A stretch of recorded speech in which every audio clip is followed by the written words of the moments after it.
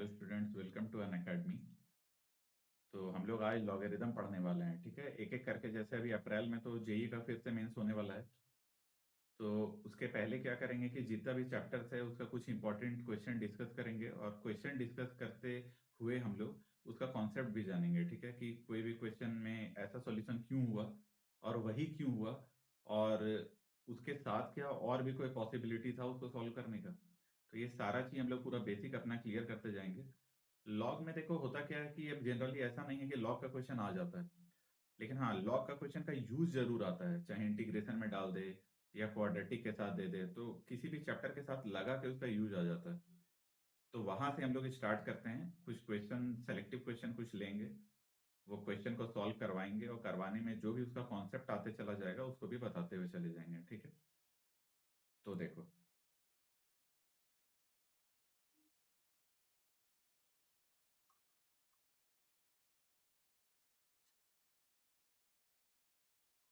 ठीक है, लॉगरिदम। तो सबसे पहले हम लोग अब इसके बारे में कुछ बेसिक तो जान लेते हैं जो जानना जरूरी है। देखो, लॉगरिदम को जब हम लोग डिफाइन करेंगे तो पहले लिखते क्या है, लॉग, यहाँ पे ए और यहाँ पे बी लिखते हैं। ठीक है, इसको हम लोग क्या बोलते हैं, ये तो आर्ग्यूमेंट होता है, नीचे वाला बेस होता है। तो आर्ग्यूमेंट और बेस में क्या कंडीशन होता है वो तो सब लोग जानते हैं। पहला कंडीशन, ए ग्रेटर देन जीरो होना चाहिए। दूसरा condition, be greater than zero होना चाहिए। और तीसरा कंडीशन, बी वन के बराबर नहीं होना चाहिए। इसी को अगर हम लोग ऐसे बोले, तुमसे पूछें कि बताओ लॉग का डोमेन क्या है, मतलब लॉग डिफाइन कहाँ पे है, तो यही तो उसका डेफिनेशन है। लेकिन उसको सेट में लिखना चाहें तो कैसे लिखेंगे, तो देखो इसको कैसे लिखेंगे।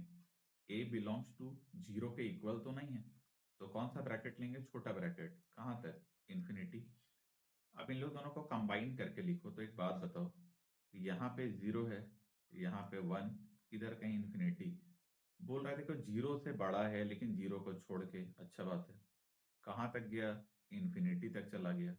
और बोल रहा है वन भी नहीं है, मतलब वन को छोड़ के। तो इसको हम लोग कैसे लिख सकते हैं, इसको हम लोग लिख सकते हैं बी बिलोंग्स टू, पहले तो लिखो जीरो से वन तक हम लोग आए, देखो ये रेंज को कवर किए।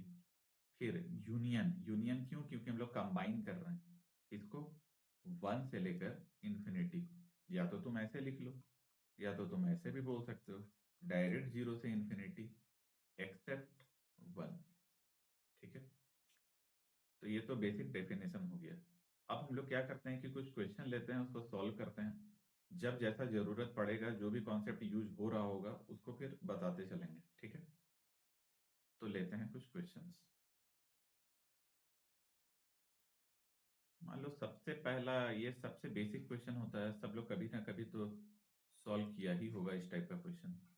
मान लो ये है लॉग, यहाँ पे हम लोग लेंगे ए बी सी, और ये रूट है मान लो ए बी। ठीक है, plus one by log A B C, और यहाँ पे है तुम्हारा रूट बी सी। ठीक है, प्लस यहाँ पे है one by log A B C, और यहाँ पे है रूट ए सी। इसको हम लोगों को सॉल्व करके इसका वैल्यू बताना है क्या आएगा। तो देखो इसमें जो कॉन्सेप्ट यूज होता है, सबसे पहला लॉग का जो भी फॉर्मूला हम लोग जानते हैं। ठीक है, अगर ये वाला बेसिक फॉर्मूला हम लोग बोलें कि लॉग ए, ठीक है, प्लस लॉग बी, इसको हम लोग क्या बोल देते हैं, देखो हम उल्टा लिख रहे हैं फॉर्मूला, ये क्या हो जाएगा, लॉग ए बी। तो ये कब लिख पाए हम लोग, जब ये जो बेस है, यहाँ का बेस और यहाँ का बेस क्या हो गया, सेम हो गया। तो ये कॉन्सेप्ट को पकड़ो तुम लोग, क्या कि जितना भी फॉर्मूला हम लोग लॉग का लगा रहे हैं ना, उसमें हम लोग जनरली करते क्या है कि बेस को हम लोग सेम लाने का कोशिश करते हैं। यहाँ पे देखो, यहाँ पे बेस, यहाँ यहाँ पे, और ये तीनों प्लेस में बेस अलग है। तो मेरा टारगेट है बेस को सेम लाना, लेकिन यहाँ आर्ग्यूमेंट देखो तीनों का सेम है ना। तो ऐसा हम लोग कोई फॉर्मूला जानते हैं क्या कि जिसमें बेस आर्ग्यूमेंट बन जाए और आर्ग्यूमेंट बेस बन जाए। हाँ जानते हैं, बेस चेंजिंग थ्योरम। ठीक है, वो क्या होता है, तो अगर कभी ऐसा लिखा हुआ मिले लॉग ए और यहाँ पे बी, तो इसको हम लोग लिख सकते हैं वन बाय लॉग ये बी, और ये क्या हो गया ए। ठीक है, वही लॉजिक बस हम लोग को यहाँ लगाना है। तो इसको बेस चेंजिंग फॉर्मूला अगर लिखें तो ये लॉग ऊपर ले जाओ, तो ये आ गया रूट ए बी, और नीचे क्या आ गया, ए बी सी, प्लस फिर से देखो लॉग यहाँ पे रूट क्या करोगे BC, और यहाँ क्या करोगे ABC, plus log root AC, और यहाँ क्या करोगे ABC। ठीक, अब हम लोग इसमें फॉर्मूला लगा सकते हैं, क्योंकि देखो इसका बेस, इसका बेस और इसका बेस, ये तीनों का बेस क्या है, सेम है। अगर तीनों का बेस सेम है तो अब हम लोग यहाँ पे फॉर्मूला लगा सकते हैं। क्या लगाएंगे, एक ही बेस लिखो, कौन सा, ABC, और जो पावर है आपस में क्या होगा, मल्टीप्लाई, मतलब root AB into root BC into root AC। अब तुम देखो A 2 बार है, B 2 बार है, और C 2 बार है, तो रूट के अंदर अगर 2 2 बार है तो एक एक बार बाहर निकल जाएगा, और एक बार बाहर निकल के क्या होगा ABC। देखो ये ABC और ये ABC दोनों क्या है, सेम नंबर है। तो लॉग का हम लोग एक और प्रॉपर्टी जानते हैं, क्या जानते हैं कि लॉग का आर्ग्यूमेंट और बेस अगर सेम हो तो उसका वैल्यू कितना हो जाता है, 1। तो फाइनली इसको सॉल्व करके हम लोग आंसर क्या लिख सकते हैं, 1। ठीक है, नेक्स्ट क्वेश्चन देखते हैं। Question number 2।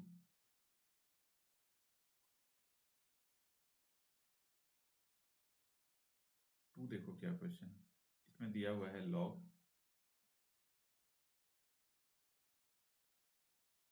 यहाँ पे है 2, लॉग यहाँ पे है 3, और ये है लॉग 4। ठीक है, इसका वैल्यू है 0। वहीं पे एक और भी चीज दिया हुआ है, लॉग आपकी बार है 432, यहाँ पे 4, यहाँ पे 3, और ये वाला है 2, और ये है y, इसका वैल्यू भी है 0। और तीसरा एक और भी टर्म है, तो वो टर्म क्या है, चलो इधर कहीं लिख लेते हैं, नीचे लिख लेते हैं। ठीक है, इन लोगों को सॉल्व करेंगे, उधर नीचे लिख लें,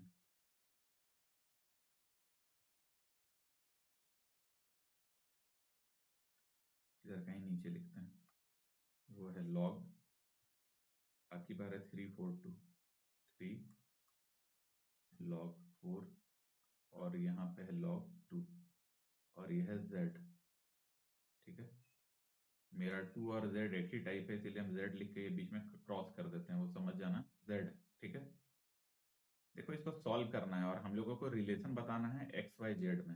एक्स वाई जेड में क्या रिलेशन, कि एक्स वाई जेड में कौन सबसे बड़ा है, कौन उससे छोटा है, या तीनों बराबर है, यही सब बताना है। तो देखो सबसे पहले सिंप्लीफाई करते हैं, उसके पहले इसका कॉन्सेप्ट पता होना चाहिए। देखो इसका कॉन्सेप्ट है क्या, लॉग का डेफिनेशन क्या होता है, जनरल डेफिनेशन, कि अगर लॉग ए और यहाँ पे बी है, ये किसके बराबर है, सी। तो हम लोग फाइनली ये आर्ग्यूमेंट को क्या लिख सकते हैं, बी टू द पावर सी। बस यही कॉन्सेप्ट लगाओ और सारा क्वेश्चन सॉल्व कर लो। तो तुम एक बात बताओ, ये देखो ये जो बाहर वाला लॉग है ना, इसका ये तो बेस हो गया, उसका आर्ग्यूमेंट कौन सा है, ये वाला आर्ग्यूमेंट है। बस एक को ध्यान से देखना, बाकी अपने आप हो जाएगा। तो हम लोग यहाँ पे क्या कर रहे थे, आर्ग्यूमेंट को रहने दे रहे थे, तो यहाँ भी आर्ग्यूमेंट को रहने देंगे, मतलब लॉग 3, यहाँ पे लॉग 4, और यहाँ पे एक्स इसको रहने देंगे, 2 को उधर ले जाएंगे, तो 2 टू द पावर 0 क्या होता है, 1। फिर से वही प्रोसेस रिपीट करेंगे, ठीक ना। अगर वही प्रोसेस रिपीट किए तो आपकी बात आर्ग्यूमेंट कौन सा है, ये वाला, तो इसको रहने दो, लॉग एक्स, और यहाँ पे क्या है 4, इसको रहने दो, और ये 3 टू द पावर 1 कितना हो जाएगा, 3। और फिर से वही प्रोसेस रिपीट करो। ठीक है, फिर से अगर वही प्रोसेस रिपीट किए तो क्या हो गया, आर्ग्यूमेंट आपकी बार एक्स है तो उसको रहने दो, और ये 4 का पावर 3, और 4 का पावर 3 क्या होता है, 4 इंटू 4 इंटू 4 कितना हो गया, 64। तो उम्मीद है ये समझ में आ गया होगा। अगर ये लॉजिक समझ में आ गया तो अब बाकी का आंसर हम लोग डायरेक्ट लिख सकते हैं। ठीक है, देखो कैसे लिखेंगे।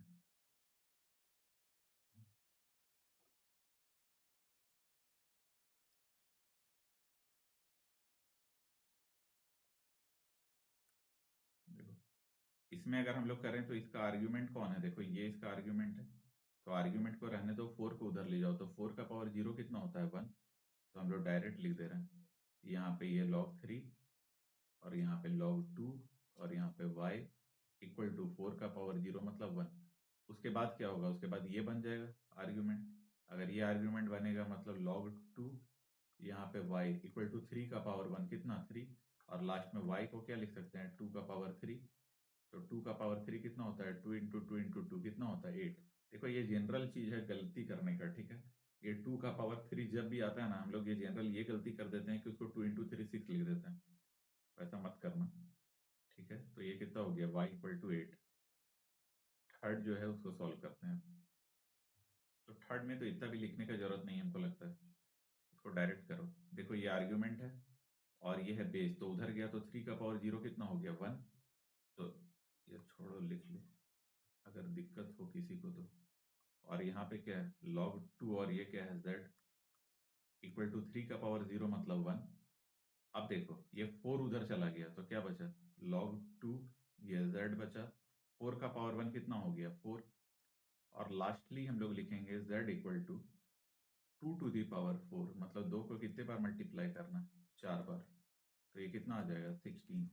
अब मेरे पास 3 आंसर आया, 64 आया, 8 आया और 16 आया। तो तुम बताओ सबसे बड़ा कौन है x, उसके बाद किसका नंबर है z, और सबसे छोटा कौन है y। तो यही है तुम्हारा सीक्वेंस और यही है तुम्हारा आंसर। तो उम्मीद है समझ में आया होगा। ठीक है, देख लो एक बार, बस जनरल प्रोसेस है और कुछ है नहीं। ठीक है, तो ये समझ में आ गया होगा। नेक्स्ट क्वेश्चन लेते हैं। कौन सा है आपकी बार, क्वेश्चन नंबर 3। ठीक, 3 में देखो तुमको वैल्यू निकालना है। किसका वैल्यू निकालना है, यहाँ पे है log 2। ठीक है, यहाँ पे है 1/7 टू दी पावर log, यहाँ भी 7 है और यह 0.125। ये रहा क्वेश्चन। देखो इसको, ये भी एकदम आराम से सॉल्व हो जाएगा, इसमें भी कुछ है नहीं। बस एक कॉन्सेप्ट तुमको पता होना चाहिए। क्या कॉन्सेप्ट है कि अगर a टू दी पावर कभी भी, यहाँ log a और ये कुछ भी b हो, ये दोनों अगर कभी सेम हो जाए तो log कैंसिल हो जाता है और सिर्फ बचता है यहाँ पे b। अगर उस कॉन्सेप्ट को हम लोग लगाएंगे तो देखो ये 7 है और ये 7 है, ये log को क्या कर देगा कैंसिल, और यहाँ बचेगा क्या, वो देखो log यहाँ पे 2 और अंदर में क्या बचा 1/0.125। तो पॉइंट हटाओ तो ऊपर कितना चला गया 1000, ये पॉइंट हटा तो ऊपर कितना चला गया 1000 और नीचे कितना बचा 125। कट करो, 25 कितना 5 टाइम्स और यहाँ 25 40 टाइम्स, फिर कट करो तो कितना 8, और फाइनली ये आया log 2 और यहाँ पे आया 8, मतलब log 2 और ये 8 मतलब 2 का पावर कितना 3। अब हम लोग एक और भी चीज जानते हैं, क्या जानते हैं log का प्रॉपर्टी, अगर log a है और यहाँ पे b है, यहाँ पे m है, मतलब आर्ग्यूमेंट का पावर अगर m है तो वो पहले आ जाता है, तो वो क्या हो जाता है m log a और यहाँ पे क्या आ जाता है b। ठीक है, अगर वो लॉजिक लगाएंगे तो इसको हम लोग क्या बोल सकते हैं, 3 कहाँ आ जाएगा पहले आ जाएगा। तो लिखो 3 और क्या लिखोगे 2 और ये 2। अगर आर्ग्यूमेंट और बेस दोनों सेम हो तो क्या होता है log का वैल्यू 1 हो जाता है। तो 3 into 1 क्या आंसर आएगा 3। तो समझ में आ गया होगा इसका आंसर कितना आएगा 3। नेक्स्ट क्वेश्चन में चलते हैं हम लोग। कौन सा क्वेश्चन था ये 3, तो आपकी बार कौन सा आएगा 4।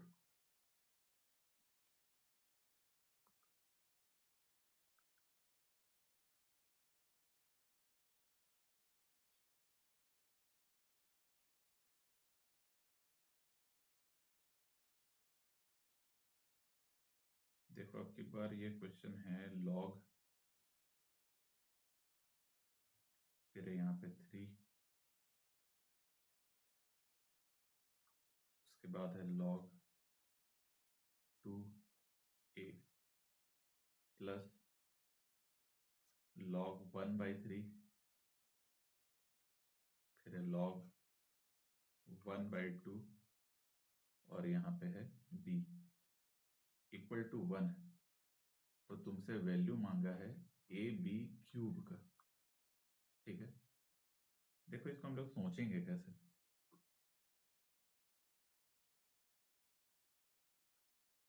देखो सबसे पहले यहाँ पे जो बेस है वो क्या है 3 और यहाँ का जो बेस है ये है 1/3। तो सबसे पहले मेरा टारगेट होगा कि बेस को क्या कर दो सेम। बेस को सेम तुम दो तरीके से कर सकते हो, या तो इसको 3 बना दो या इसको 1/3 बना दो। तो मैथ में तुम कोई भी चीज को कॉम्प्लिकेटेड मत करो। ठीक है, जितना सिंपल हो पाए उतना सिंपल रखो चीजों को।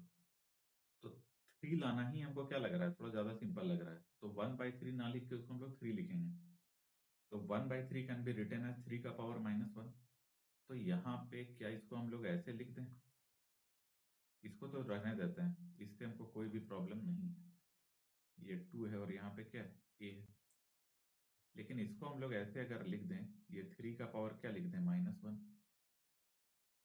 तो ये 2 को क्यों छोड़े, इसके साथ भी वही किया जाएगा। ठीक है, और यहाँ क्या आ गया, 1। तो तुम एक बात बताओ, ये वाला जो -1 है बेस के पावर वाला, फिर से कुछ नया चीज आ गया, रुको बताने दो। देखो यहाँ पे आया log a और यहाँ पे b, अब की बार b का पावर n। ठीक है, तो वो क्या होता है ना, वो रेसिप्रोकल में आ जाता है, ऐसे रेसिप्रोकल में। और यहाँ क्या बचता है, a, और ये क्या बचता है, b। तो अब -1 इसको रेसिप्रोकल में भी लिखोगे तो वही होगा। तो ये कहाँ उड़ के जाएगा, यहाँ पे जाएगा।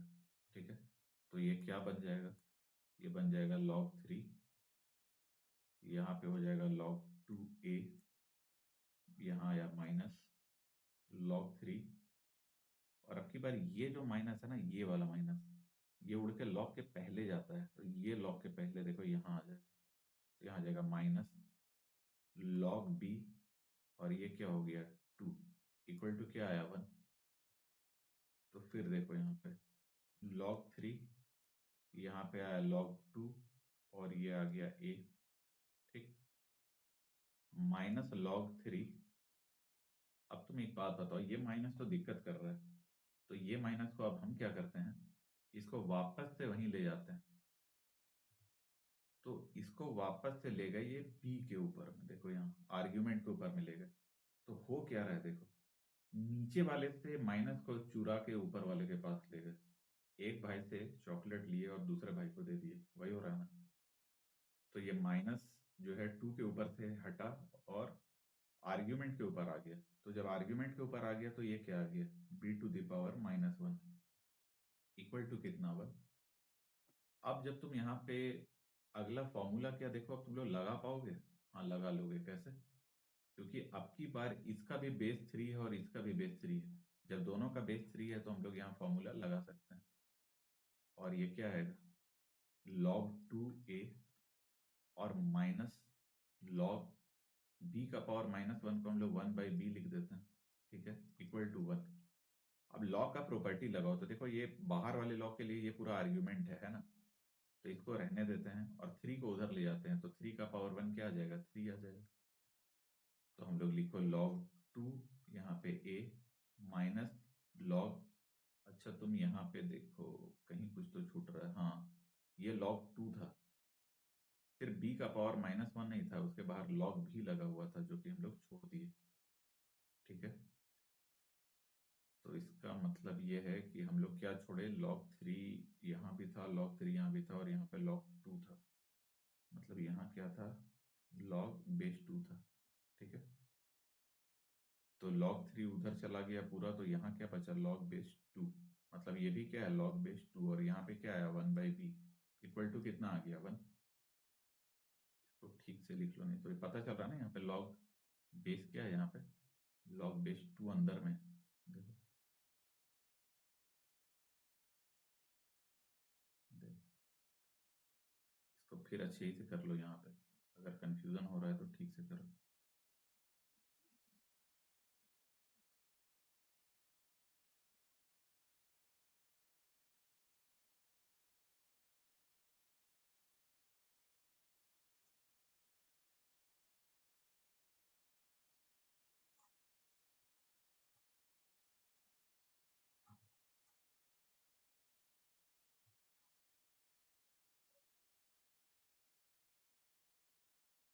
देखो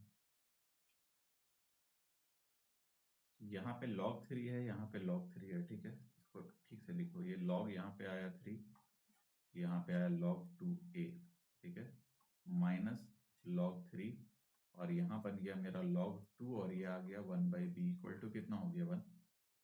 अब दोनों का बेस सेम है, देखो ये बेस और ये बेस सेम है, तो इन लोग को एक साथ हम लोग लिख सकते हैं, क्या लिख सकते हैं, log 3।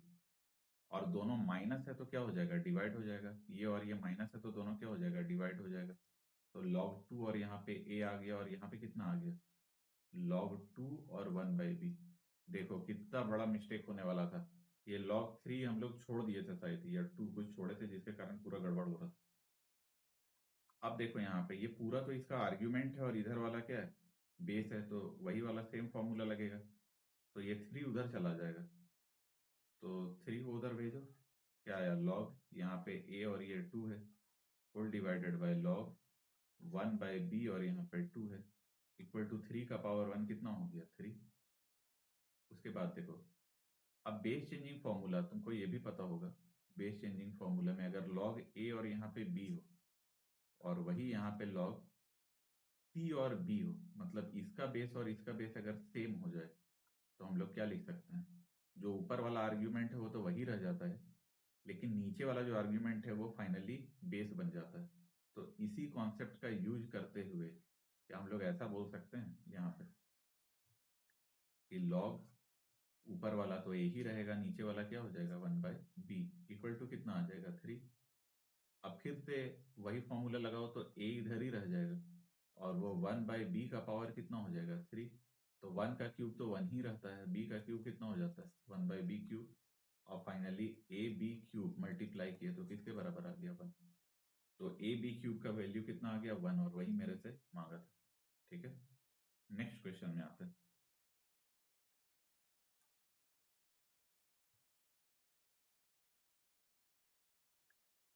देखो नेक्स्ट क्वेश्चन हम लोग को बहुत कुछ समझाएगा, तो कौन सा क्वेश्चन है ये, फोर्थ के बाद फिफ्थ। फिफ्थ में तुमसे वैल्यू मांगा है, किसका वैल्यू लॉग, यहाँ है 4/3 और लंबा चौड़ा आर्ग्यूमेंट है। ठीक है, आर्ग्यूमेंट है 56 plus 56 plus 56 plus dot dot dot infinity, ये इन्फिनिटी तक जा रहा है, whole divided by root over of 64, फिर से 64 और फिर से 64, और ये भी इन्फिनिटी तक जा रहा है। देखो इसका वैल्यू पूछा गया, तो इसमें पहले हम दो तरीके से सॉल्व करेंगे, पहले लॉन्ग मेथड उसके बाद शॉर्टकट बताएंगे। ठीक, तो ये लॉग का क्वेश्चन है, लेकिन लॉग का जनरली बस लास्ट मोमेंट में लॉग का यूज हो रहा है, बाकी हम लोग जो 10th में पढ़ते हैं वही कॉन्सेप्ट है। तो हम लोगों को न्यूमरेटर और डिनोमिनेटर को बेसिकली सॉल्व करना है। तो न्यूमरेटर में भी देखो ये 56 कोई दिक्कत नहीं कर रहा है, दिक्कत मेरे लिए ये कर रहा है, तो हम लोग इन लोगों को सॉल्व करते हैं। ठीक, तो सबसे पहला चीज अगर हम लोग इसको सॉल्व करें, क्या है 56 प्लस फिर से रूट में 56 प्लस फिर से 56, और ये चलते जा रहा है इन्फिनिटी तक। ठीक है, इसको सॉल्व करने का देखो तरीका क्या होता है, सबसे पहले पूरे को x मान लो। ठीक है, पूरे को x मानो, फिर लिखो x इक्वल टू, और देखना स्टार्ट करो। सबसे पहला चीज क्या आया रूट, तो सबसे पहला जो भी आया उसको लिख दो। फिर क्या आया 56, उसको भी लिख दो। फिर क्या आया प्लस, उसको भी लिख दो। अब फिर से आ गया रूट, तो जो चीज पहले आ चुका अगर वो चीज जहां से भी रिपीट हो रहा है तो तुम पूरे को जो भी माने थे वही चीज दोबारा लिख दो। तो क्योंकि रूट से स्टार्ट था और फिर से रूट आया तो हम लोग वो ना लिख के इसको भी क्या लिख देंगे एक्स। अब दोनों साइड स्क्वायर कर दो, तो एक्स स्क्वायर किसके बराबर आएगा 56 प्लस एक्स। नॉर्मल फैक्टराइजेशन है, सॉल्व कर लो। X square minus x minus 56 equal to कितना है 0। अब इसको सॉल्व करोगे तो क्या आएगा x square minus 8x plus 7x minus 56 equal to क्या आएगा 0। अब जब हम लोग इसको सॉल्व करेंगे तो देखो क्या आएगा, पहला तो x कॉमन लो तो यहाँ से आया x माइनस 8, यहाँ पे प्लस 7 कॉमन लो तो आया x माइनस 8 इक्वल टू कितना 0। तो दो फैक्टर आया, एक आया x प्लस 7, दूसरा आया x माइनस 8 इक्वल टू कितना 0। तो x का दो वैल्यू आ रहा है, एक तो -7 आ रहा है और दूसरा 8 आ रहा है। तो तुम एक बात बताओ, यहाँ तुम जो भी देख रहे हो सब पॉजिटिव पॉजिटिव, देखो तो पॉजिटिव पॉजिटिव पॉजिटिव, कोई भी नंबर जो पॉजिटिव पॉजिटिव पॉजिटिव में वो कभी ऐड होकर नेगेटिव नंबर देगा क्या, दे ही नहीं सकता है। तो ये वाला आंसर तो हो ही नहीं सकता है, तो क्या आंसर होगा 8। तो फाइनली इसको जब हम लोग सॉल्व किए ना यहाँ से यहाँ, तो मेरे पास एक आंसर निकल के आया, वो आंसर था 8। अब मेरा टारगेट है डिनोमिनेटर को सॉल्व करना, तो आओ देखते हैं डिनोमिनेटर कैसे सॉल्व करें। पार्ट डिनोमिनेटर का हो अगर, तो ये है 64, फिर से 64, फिर से 64, और ये चलते जा रहा है इन्फिनिटी तक। इसका भी सेम प्रोसीजर है, पूरे को x मान लो, और फिर से देखो सबसे पहला टर्म क्या आया, रूट, तो लिख लो, फिर क्या आया 64, तो लिख लो, और फिर से रूट आ गया। जहां भी फिर से रिपीटेशन स्टार्ट हो वहां वही मान लो जो माने थे x, दोनों साइड स्क्वायर करो तो एक्स स्क्वायर कितना दिया 64x। अब यहाँ कट मत कर देना कि एक्स एक्स कट कर दिया, ठीक है, वो तो 10th में करते होगे, इतना तो पता ही होगा, 11th में नहीं चलेगा क्योंकि एक रूट लॉस हो जाता है। हाँ, भले हम लोग खुद से स्क्वायर किए थे तो एक रूट एडिशनल आ भी जाएगा, लेकिन हम लोग को थोड़ी पता है कौन सा रूट एडिशनल आया, तो ऐसे कट मत कर देना। अब यहाँ पे देखो हम लोग x कॉमन लिए तो क्या आ गया, x माइनस 64 इक्वल टू कितना, 0। तो x का दो वैल्यू आया, एक 0 आया और एक आया 64। तो तुम यहाँ देखो, यहाँ कहीं 0 नजर आ रहा है, 64 64 64 रूट के अंदर, मतलब कुछ पॉजिटिव पॉजिटिव नंबर मल्टीप्लाई होते जा रहा है, कभी तो 0 वो देगा नहीं, तो इसका मतलब ये नहीं हो सकता है। तो क्या आंसर आएगा 64। अब मेरा आंसर आ चुका है दोनों का, ठीक है, तो अब टाइम है दोनों को पुट करने का। तो देखते हैं कि आंसर क्या आएगा। जब हम लोग उसको पुट किए तो क्या आया, ऊपर से 8 और नीचे से क्या आया था, ये 64। तो देखो ये आया log 4/3, ऊपर कितना है 56 प्लस 8 कितना हो गया 64, और नीचे भी कितना 64, कट के कितना आएगा 1, और log के आर्ग्यूमेंट में अगर 1 है तो उसका वैल्यू क्या होगा 0। बेस चाहे जो भी हो फर्क नहीं पड़ेगा, बस डिफाइन होना चाहिए। बस अगर आर्ग्यूमेंट तुम्हारा 1 है तो log आर्ग्यूमेंट 1 क्या हो जाता है 0। तो फाइनली इसका आंसर आएगा 0। अब जैसा कि हम तुमको बोले थे कि यहाँ हम लोग क्या सीखने वाले हैं, इसका कुछ शॉर्ट ट्रिक, तो देखते हैं इसका शॉर्ट ट्रिक है क्या नेक्स्ट पेज में, ठीक है। देखो ट्रिक क्या है, ये क्वेश्चन दो वेराइटी में आता है। सबसे पहला देखो तुमको ऐसे पूछ सकता है, जो था क्वेश्चन वही ले लेता है, ठीक ना। ये भी क्या है 56 प्लस रूट क्या है 56, और ऐसा चलते जा रहा है, ये पूरे में रूट है, ठीक है, ये पूरे में। या तो ये क्वेश्चन ऐसा भी आ सकता है कि पूरे में रूट है, यहाँ पे क्या है 56 माइनस 56, और ये कहाँ तक है इन्फिनिटी। देखो इसका ट्रिक ये है ना, इसका तुम फैक्टर निकालो, और ऐसा फैक्टर निकालो जिन लोग के बीच का डिफरेंस 1। तो तुम यहाँ देखो 8 इंटू 7 कितना होता है 56, और इन लोग दोनों के बीच का अगर तुम डिफरेंस देखो तो कितना होता है 1, 8 माइनस 7 कितना होता है 1। तो ऐसा फैक्टर आ गया। तो जब भी ऐसा फैक्टर आ रहा हो उस केस में, अगर यहाँ पे तुम्हारा पॉजिटिव है, अगर ये पॉजिटिव है तो बड़ा वाला आंसर होगा, और अगर यहाँ पे निगेटिव है तो छोटा वाला आंसर होगा। मतलब अगर पॉजिटिव है तो इसका आंसर 8 होगा, और अगर यहाँ पे निगेटिव है तो इसका आंसर कितना होगा 7। ये पहला ट्रिक था। सेकंड ट्रिक देखो क्या है, अगर ऐसा क्वेश्चन था मेरा 64, फिर क्या था 64, और फिर से 64 और डॉट डॉट डॉट इन्फिनिटी, इसमें भी सेम काम करना है। पूरे को तुम कुछ भी x मान लो, और फिर से वही काम करो, x इक्वल टू, पहला चीज क्या है रूट, तो लिख दो, सेकेंड चीज क्या है 64 लिख दो, और थर्ड फिर से रूट आ गया। तो जब सेम चीज रिपीट होने लगे तो तुमको उसको किससे रिप्लेस करना है, x से, ठीक। अब वही काम करो, एक्स स्क्वायर कर दो तो यहाँ कितना आ गया 64x। अच्छा नहीं, इसका तो वो हम बता चुके थे सारा चीज, इसका बस तुमको ट्रिक बताना था, तो ये तो हम लोग बता चुके हैं, सबसे पहले इसका ट्रिक बताना था। तो ट्रिक देखो क्या है,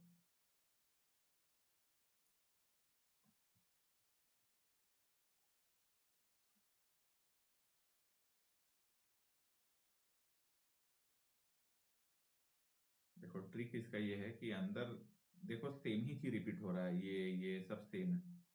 कभी ऐसा हो रहा हो और बीच में क्या मल्टीप्लिकेशन का साइन है, तो अगर एक ही नंबर बार बार आ रहा हो और मल्टीप्लिकेशन का साइन हो तो उसका आंसर वही टर्म हो जाता है। तो इसका आंसर क्या होगा 64, ठीक। और अगर ऐसा हम लोग जान गए तो देखो इस क्वेश्चन को हम लोग को सॉल्व करने का जरूरत भी नहीं था। देखो कैसे, अगर हम लोग ये ट्रिक जान रहे होते तो हम लोग डायरेक्ट बोल सकते थे रूट 56 ये वाला टर्म दिया हुआ है, और अगर ये टर्म दिया हुआ है प्लस है तो 7 इंटू 8 56 होता है, प्लस है तो बड़ा वाला आंसर होगा। तो यहाँ का आंसर क्या आएगा 8, और यहाँ क्योंकि एक ही नंबर बार बार रिपीट हो रहा है मल्टीप्लीकेशन में, तो नीचे से क्या आएगा 64, ऊपर भी 64 नीचे भी 64, कट करके 1 आया, और अगर लॉग का 1 आर्ग्यूमेंट है तो आंसर क्या होगा 0। तो देखो पेन यूज करने का जरूरत भी नहीं पड़ा अगर हम लोगों को पता हो कॉन्सेप्ट अच्छे से। तो अब नेक्स्ट क्वेश्चन देखते हैं। कितना क्वेश्चन था ये, और फिफ्थ था ना, तो फिफ्थ के बाद अब हम लोग देखेंगे सिक्स्थ।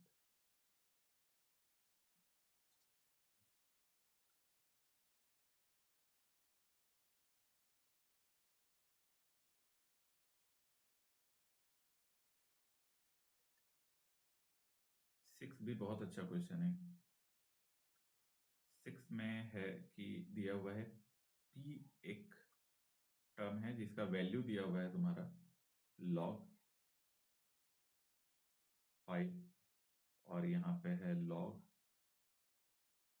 5, और ये है 3, एंड एक चीज दिया हुआ है 3 टू द पावर में c plus 5 to the power minus p, ठीक है, और इसका वैल्यू है 405। तो तुम लोगों को c का वैल्यू निकालना है, कितना होगा। देखो जब भी ऐसा क्वेश्चन आए तो हो सकता है तुम लोग को ये पता ना चले कि स्टार्ट कहाँ से करें, तो उतना सोचना नहीं है। चलो तुम p से अगर चाह रहे हो तो p से स्टार्ट करो, तो तुम क्या स्टार्ट कर लोगे यहाँ पे, लॉग 3/5, मतलब लॉग आर्ग्यूमेंट 3 बेस 5 को तुम लिख लोगे लॉग 3/log 5, क्या हो जाएगा उससे। तो तुम लोग यहाँ से मत करो, इसीलिए यहाँ से करो, हो सकता है यहाँ से कुछ मिले। तो ये और भी अजीब कॉम्प्लिकेटेड चीज दिया हुआ है, तो जब भी ऐसा रहता है तो हम कोशिश करते हैं इसको थोड़ा सिंप्लीफाई करने का। इसको लिख सकते हैं 3 to the power c into 3 to the power 5 to the power minus p, और ये कितना है 405, ठीक है। अब देखो 3 टू दी पावर c को हम लोग कुछ कर नहीं सकते हैं, लेकिन 3 to the power 5 to the power minus p में तुम देखो ये 5 to the power minus p को थोड़ा पहले सिंप्लीफाई करते हैं। तो हम लोग 5 to the power minus p को क्या लिख सकते हैं, वो देखो तो 5 टू दी पावर माइनस, और ये वाला टर्म लिख दो लॉग, यहाँ पे 5, और यहाँ पे लॉग 3, और यहाँ पे कौन है 5। अब देखो ये जो लॉग है इसका बेस तो 5 है, लेकिन आर्ग्यूमेंट तो ये पूरा टर्म है, ये पूरा आर्ग्यूमेंट है। तो जो माइनस है वो किसके ऊपर में आएगा, 3 के ऊपर में आएगा कि पूरे आर्ग्यूमेंट के ऊपर में आएगा। तो पूरे आर्ग्यूमेंट के ऊपर में आएगा, 3 के ऊपर में नहीं आएगा, मतलब यहाँ आएगा, यहाँ पे आएगा।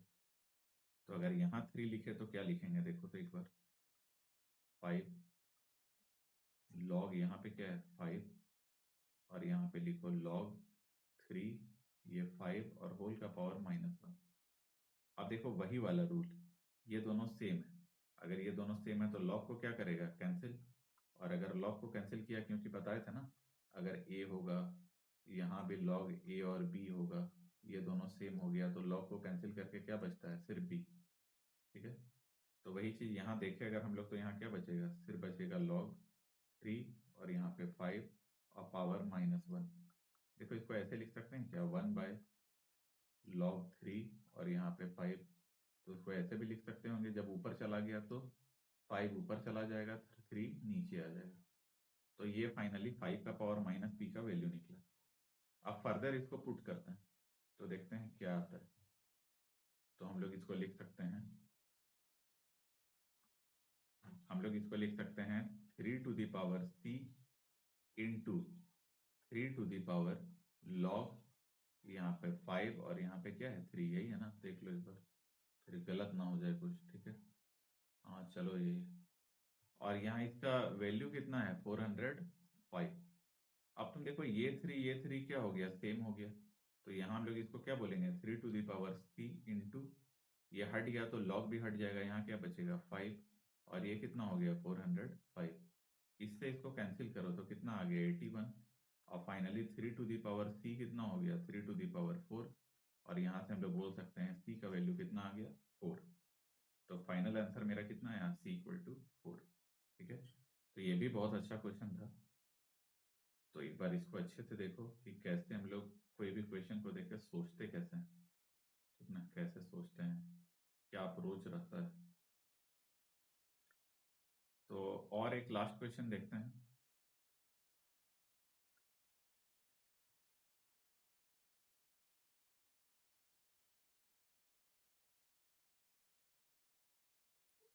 ठीक है, कौन सा क्वेश्चन था लास्ट, सिक्स था। तो अब की बार कौन सा आएगा? 7 आएगा।